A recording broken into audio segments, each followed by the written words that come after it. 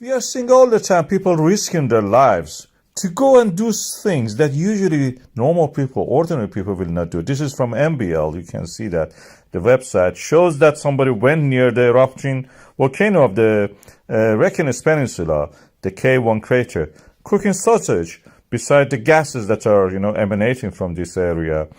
We have our latest news about this from the Indonesia. A woman fell into a crater. This crater of a volcano is famous for having blue flames when it is burning. The lava is burning inside the atmosphere. Certain elements like sulfur. These are areas seismically active. There are hazard maps available to them. For example, for this K1 crater that I mentioned, there is a clear hazard map.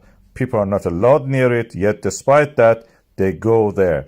Why it is such a thing happening? I think the first thing is that they don't trust the risk assessment offered to them by the authorities.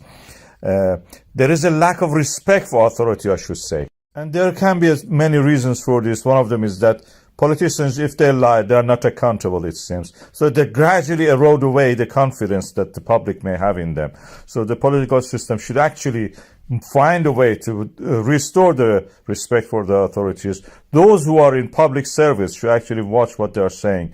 At the same time, people should value their life. If you get injured or anything, you should remember that you will live with that. You will not die probably immediately. And also you will be a problem for others around you.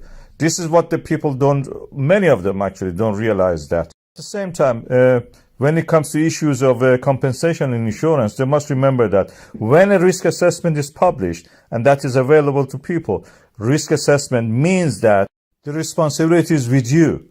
If that risk assessment was accessible to you, you are responsible for your own decisions. And if you do that, and if you get harmed, unfortunately, people get harmed, you are responsible for that.